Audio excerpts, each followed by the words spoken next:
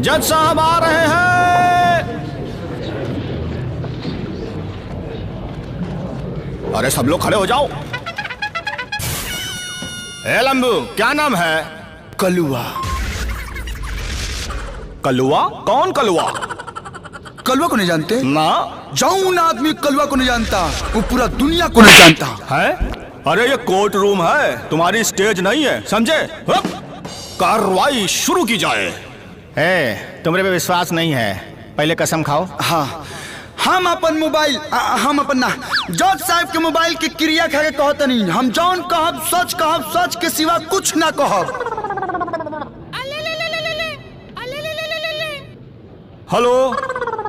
अच्छा रखो, कोर्ट में है, बाद में बतियाते हैं।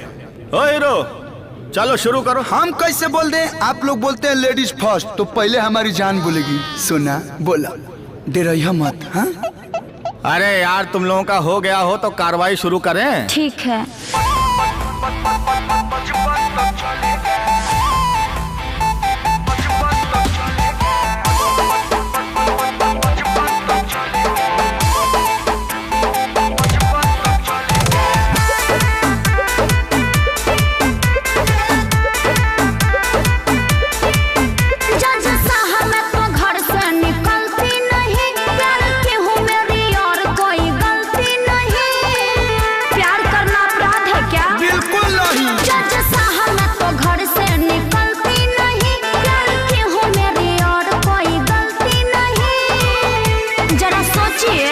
टोला मोहल्ला चाहे गाँव पूरा जलेगा। टोला मोहल्ला चाहे गाँव पूरा जलेगा।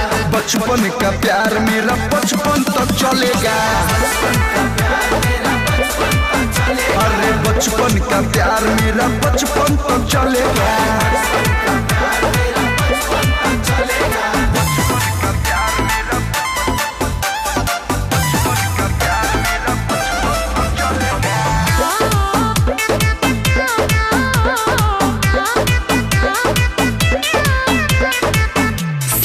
ही में गोली खेलते थे जब छोटे थे।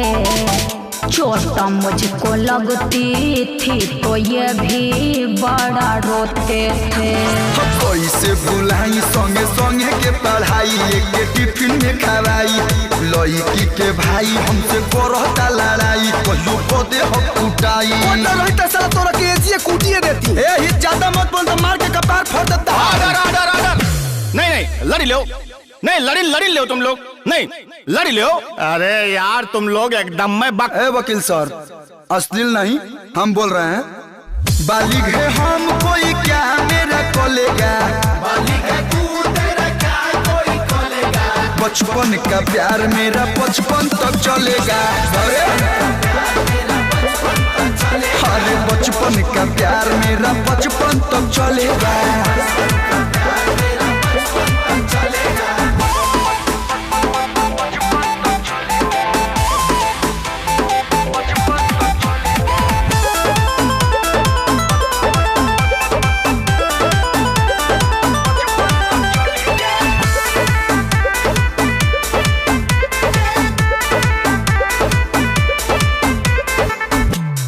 नहीं के साथ हमको जीना और मरना है। न्याय करिए साहेब, हमको झगड़ा नहीं करना है। जवन हम खाई है इनको खियाई, इनके बम ले जाई। कबो ना रोआई, इनके हर हदम हंसाई, इतिहास बनाई। भले मजनू को लैला नहीं मिली, फरहाद को श्री नहीं मिली, और रांझा को हीर नहीं मिली। आई हमको नहीं मिली तो बता दे रहे हैं, उड़ा दे। ऑर्डर। बनोगे सनी देओल? नहीं सर, कलुआ। कौन कलुआ? गूगल कीजिए, मोबाइल में नेट है कि नहीं? नहीं है तो हॉट स्पॉट देते हैं।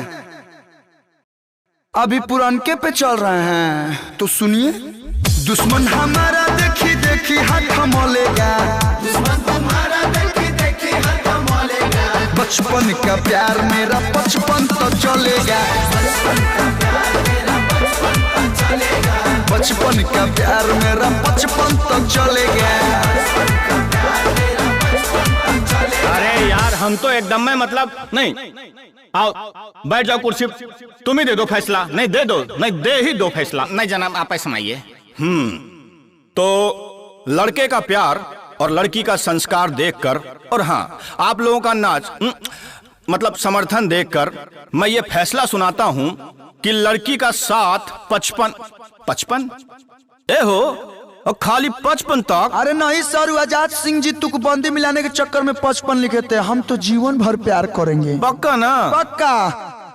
तो फैसला यह है कि आप दोनों लोगों को पूरी उम्र साथ निभाना पड़ेगा, ठीक है? अरे परिवार वालों नाचो। अरे बचपन का प्यार मेरा 55 तो चलेगा। अरे जिया राजा।